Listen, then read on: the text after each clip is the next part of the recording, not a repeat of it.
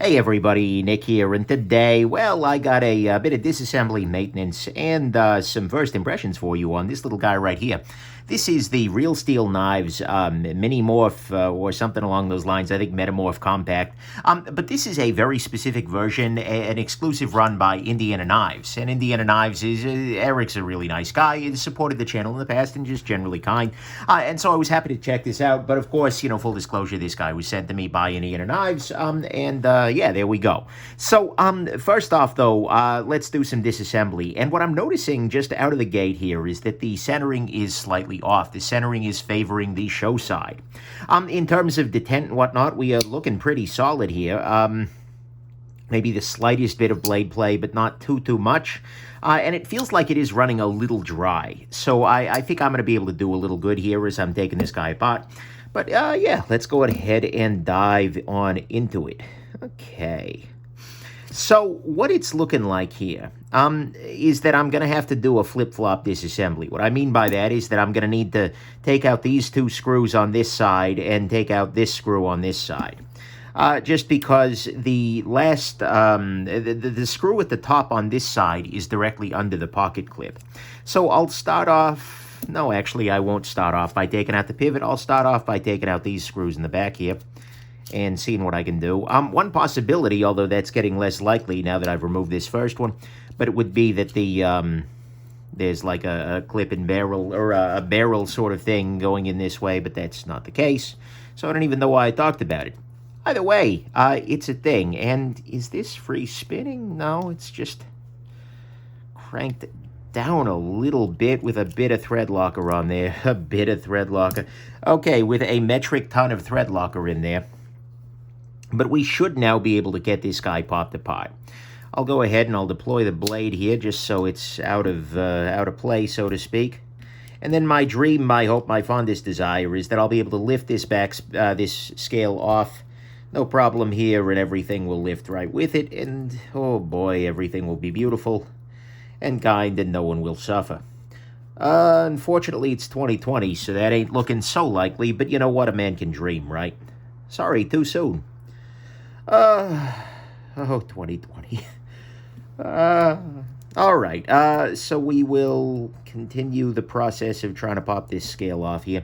If you're curious about this or any of the other tools I am using during my disassemblies, go ahead and check out nickshabazz.com/tools.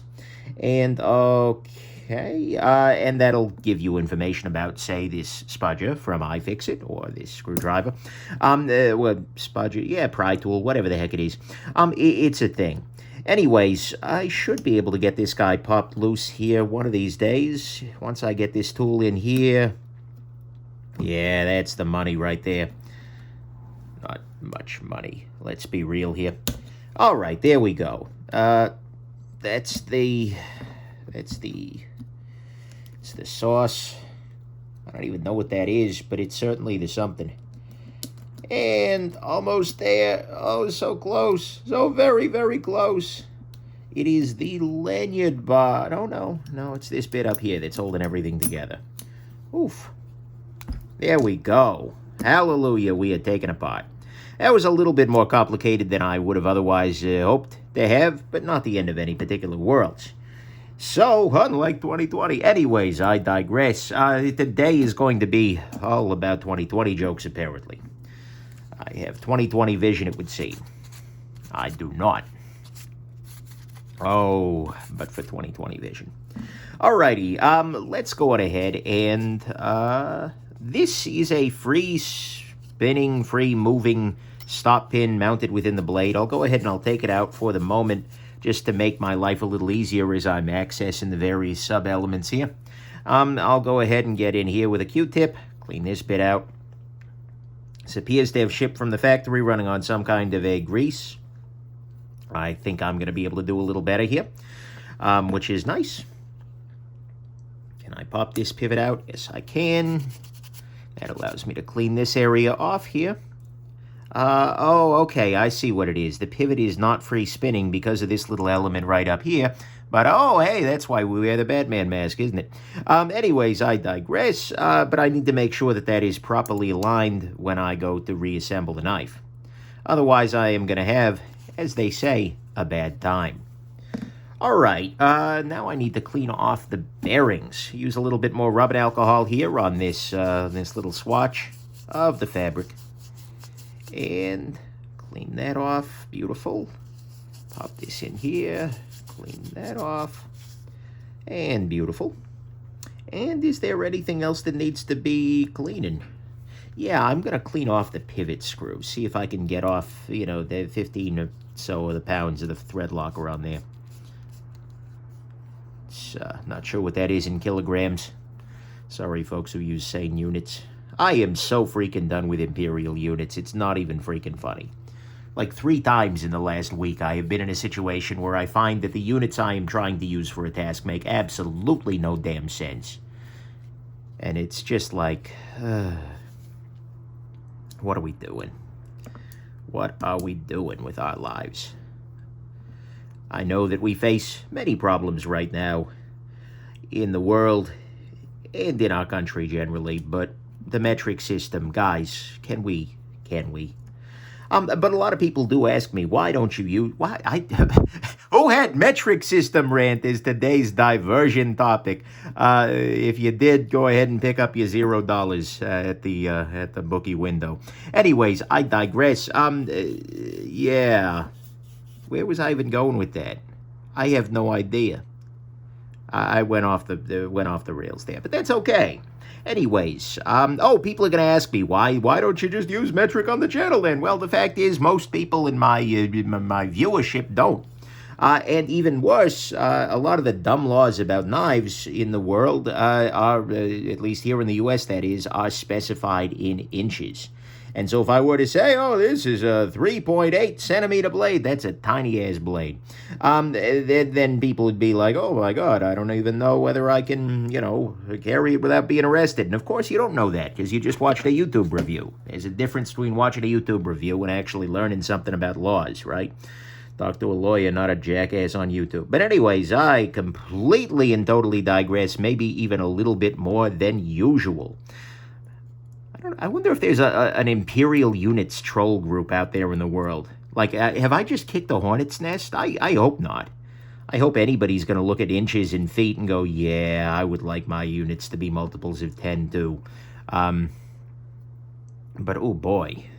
Anyways, let's go ahead and talk about a pocket knife, shall we? I'm told we were taking one apart. Hey, good to see you all. I just got here. What's this jackass been doing? Unrelated, I got Metal Complex into watches. Poor bastard. Metal Complex is another reviewer on the YouTube. You should watch him. He's a genuinely, every damn interaction I've had with this person makes me think, wow, you're a nice human. Like, I am glad you kind of folks still exist, right?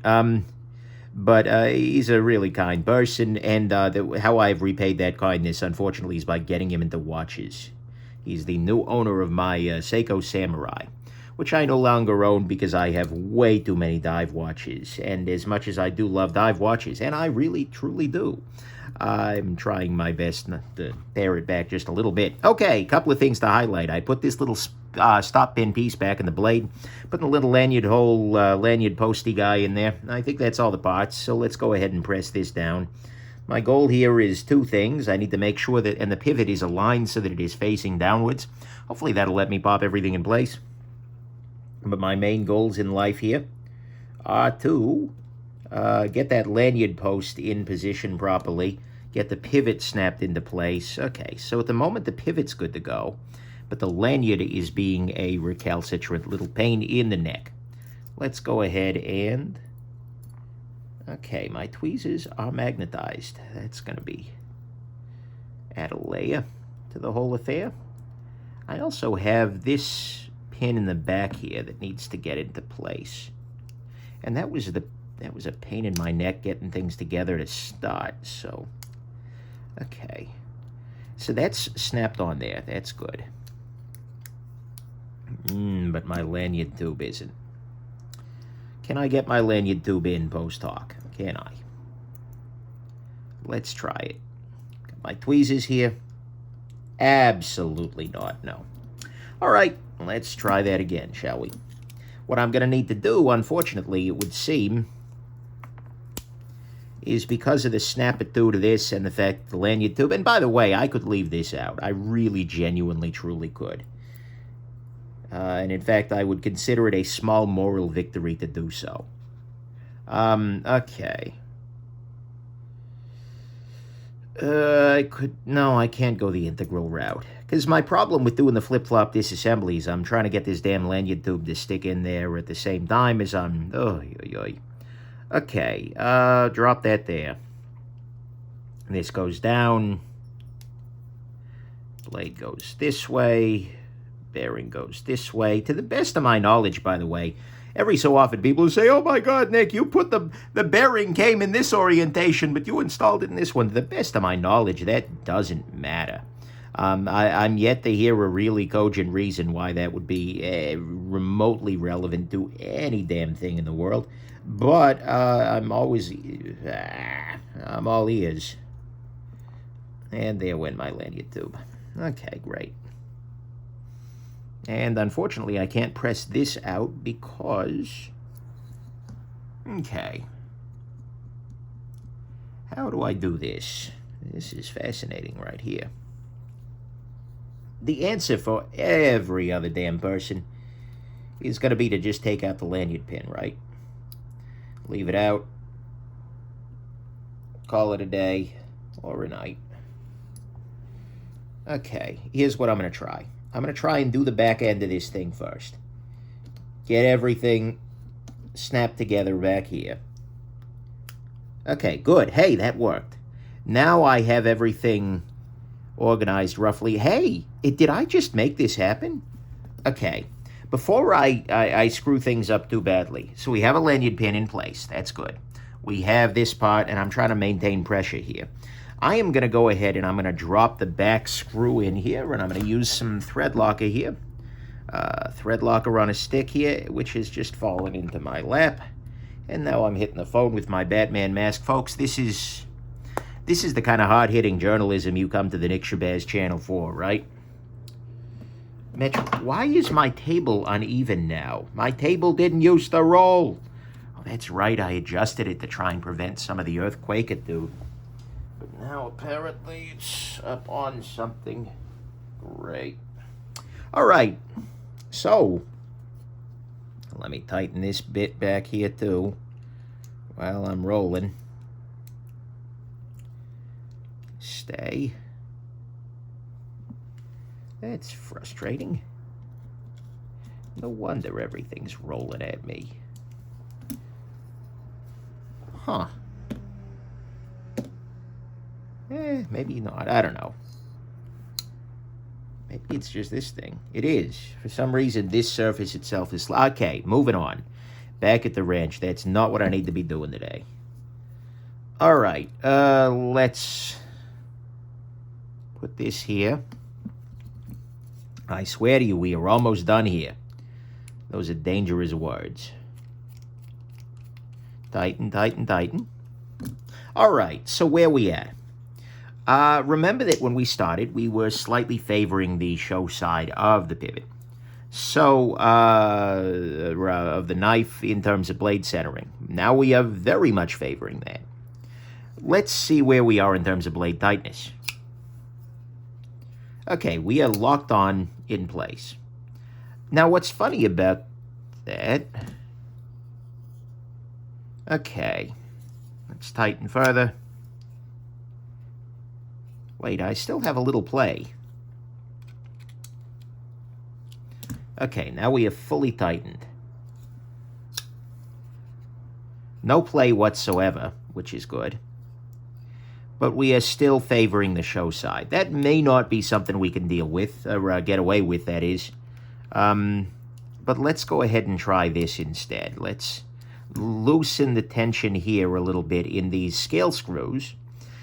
And then that puts us actually a lot closer to center. We're not dead on, but I think we're about where we started. And then I'm going to tighten these guys again. And actually, as I do so, I'm going to go ahead and I'm going to press the scale the other direction, press the blade the other direction. Basically, be the change I want to see in the world for a second there. Which is not such bad advice. Which is why I try to be a micro-adjusting watch clasp. Anyways, I digress. So we are actually... Hey, holy crap, that worked. We're damn close to center. The pivot is a little tight. Let me see if I can loosen this up just a scotch and see if we do better. Yeah. Now we got a little tiny bit of play. Let's retighten. That would be an imperial scotch, not a metric scotch. No. Need to lock it down a little further.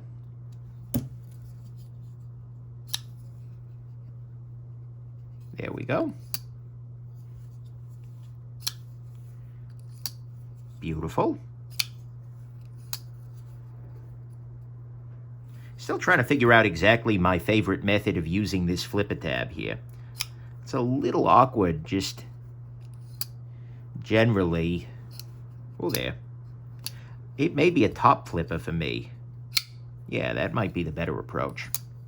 But all right, we have finished the disassembly. This thing is running a little bit smoother, absolutely. And let's go on ahead and blaze on ahead into first impressions. 16 minutes into this, oh boy, now you finally get the question you're after, which is, Nick, oh my God, should I buy one? Well, I don't know yet. I haven't done my full review. But what I can tell you is a couple of things. I mean, to start with size comparison, this is a mini Metamorph, right? Yeah, no vertical play either. I mean, size comparison, Spyderco, and perhaps the most relevant size comparison is the regular morph. The Metamorph, generally speaking. And what we see here is that the mini Metamorph is actually smaller, right? As you might sort of expect, right? It is worth throwing a real measurement on this. Speaking of real measurements, come here, ruler. All right, should be more respectful. Come here, my liege. Anyways, we are right over the 3-inch line. Oh, that's gonna get somebody arrested. All right, whatever. Slightly over 3 inches here, or if we want to do that in a reasonable unit here, looks to be, what, 770 millimeters? Something along those lines. Anyways, there is that. I think I did that right. Anyways, and this one's just over 3.5. They got a style at least, right? This is, by the way, the full G10 version of the Metamorph, also from Indiana Knives. But anyways, way back when. That was touch and go. I need to remember this thing. Whoa! This thing got a little smoother. Okay. Yeah, that's smooth. First impressions. Love the size. Hey, predictable buyers. Me? Never. I like the size. I think it's a good little size here. It carries a little nicer than the full size, which was a little bit long, at least for my taste. It's the G10 here is what do I have that would wet G10? Well, okay, water. Actually, I can use some rubbing alcohol for the moment. I usually will use a mineral oil or something like that to give a sense of, yeah. See, didn't that just get better? So I think I am going to go ahead and oil this G10, or this Micarta, that is. This is not G10, this is Micarta. But anyways, yeah, this is G10. But I think the Micarta looks very dry, so I'll probably end up doing something to moisten it. Enjoy that mention of the word moist. The clip is fine, ergonomically speaking. Let's see how we are. I just got this guy in the mail yesterday, so looking pretty damn solid here. The grind is nice and thin. The steel is M390, which no objections there. Yeah, I mean, my initial impressions are pretty positive here. I guess on the downside, obviously, it has gone slightly back off-center. Unfortunately, that seems to be the nature of this particular beast, so that's not necessarily ideal. And I gotta say that out of the box, the Micarta has a very chalky, cheapy sort of feel. Like I said, I think that'll get a little better as I oil it up and whatnot, but for the most part, and then overall, it is a very lightweight knife, and that is a good thing, certainly. Throw this guy on a scale here. We are coming in at 1.92 ounces for about 3 inches of blade. That ain't bad whatsoever. So it feels very, very lightweight. Very, very lightweight. But on the whole, you know, hey, nice little piece. And if you like the Metamorph, but you say, hey, that's a little long for me, you know what? Mini Metamorph's going to probably be a little bit more your speed. Well, your size. Anyways, there you go. Hope this has been interesting, that you enjoyed today's series of rants. Boy, I'm in a mood today. And most of all, that you have yourselves just an absolutely wonderful rest of your day. Bye now.